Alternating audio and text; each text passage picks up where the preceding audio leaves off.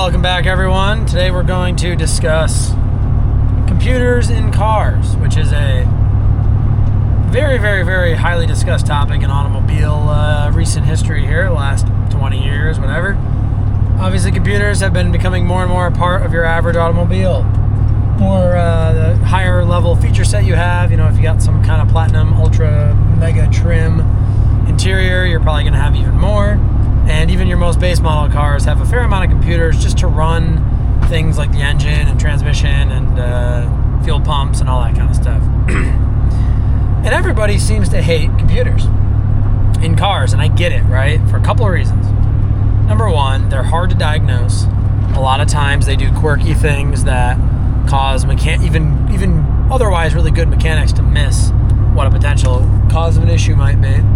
You generally need expensive scan tools to do said diagnostic. And then when you do finally figure out what's going on, if it is the module itself, a computerized part, a sensor, it can just be really expensive to replace. And I think I speak for almost everybody in saying, if you can achieve a given task in a car using analog circuitry instead of digital circuitry, instead of a computer, 100% of the time, almost 100% of the time, it makes more sense and the consumer would prefer the analog circuitry. I really do think that most people would agree with that. Now, there are times where you can't achieve that. So a time where you can't achieve that is something like an oxygen sensor for a catalytic converter. It's a waveform output.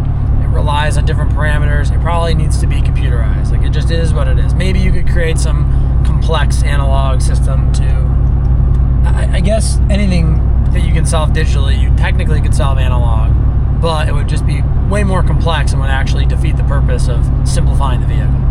Now, something like an LED light, which has a circuit board just enough to run the LEDs, doesn't need to also talk to the body control module in such a way that if it gets shorted out, it takes out the whole CAN bus network of the car and you can't drive it, right? That's kind of the stuff I'm talking about.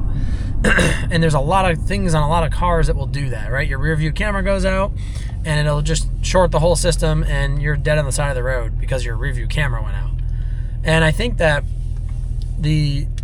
what needs to be done more in the automotive industry is looking at a car like an airplane or like a space shuttle or just something that has a much stricter requirement to not fail. I think we've, as consumers, and maybe not as consumers, but as companies, as all the car companies have just accepted and trained us to think that a certain failure rate is more acceptable than it actually should be. And with modern roadways getting more and more congested and higher levels of traffic, people are driving faster because the technology is there to drive faster. We're unfortunately introducing more and more risk if you do have an on-the-road breakdown. Like if your car has a major mechanical malfunction or electrical malfunction due to something stupid while driving on the interstate with a bunch of traffic, it can cause accidents. People can die. It's not just an inconvenience, right? It can become a life or death thing. So having the computer systems in cars built in such a way that there is built-in redundancy is just 100% essential. And a lot of other industries do that wherever possible.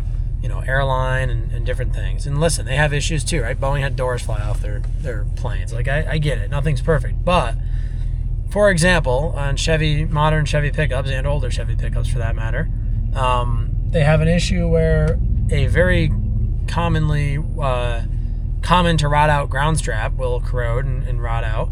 And it'll basically make the truck more or less inoperable. Power steering doesn't work right. It's got 14 different check engine light codes and all that kind of stuff. And it's as simple as a single ground cable being replaced and everything's fine. Well, first of all, they should make the ground cable better quality. Fine. But aside from that, why isn't that ground cable redundant in some way? Why isn't there another ground path that every single component on that vehicle can take? Everything should have two ground paths. It's not that hard because there's so many grounds on a vehicle. You've already got 10 grounds, let's say. Just make sure that any individual item at least has the ability to ground through another one of those grounds. So it's really not that hard. It might sound hard, but it's not. It wouldn't add that much wiring, wouldn't add that much cost. It's just a matter of designing it to do that and wiring it appropriately.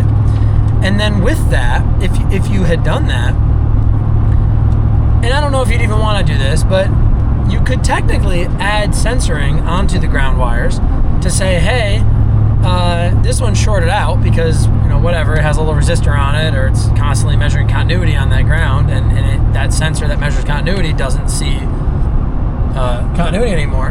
And then rather than getting a very random codes for 20 different things because all your computer modules are down, instead the vehicle still works and it throws a single code that says, fix right front engine bay ground, or whatever it is, with a descriptive nomenclature, whatever, to tell you where it is. And all these cars have computer systems and screens, in them. Bring up for free, we pay so much money for these cars, put a diagram of the service manual on the screen for free, that when it throws a code, it, because it now has this advanced ability to tell you exactly what's wrong, not just this really wild generic issue, it tells you where it is, what it is, and then it's telling you how to fix it.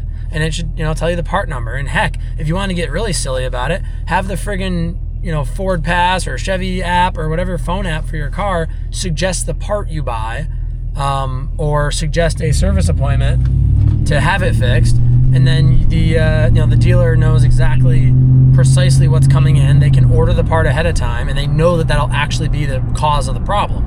Now listen, that's not possible with everything. I get that, right? Like you're never gonna be able to diagnose every single thing using the computer systems inside of a vehicle itself. For example, if your PCM goes down, let's just say that this advanced computer diagnostic lives in the PCM, well, then all of a sudden you're going to lose that whole ability, right? So like that, it's going to happen, right? You still need techs, you still need people who know how to diagnose things, but you could probably eliminate 80% of diagnostics with minimal effort and just a little bit, and I hate to say this, but maybe just a touch more censoring, but mostly just kind of having things programmed in such a way on the software side to understand when happens, or when something happens, that to produce a usable code that actually shows and points you to the problem, and not just so much generic stuff.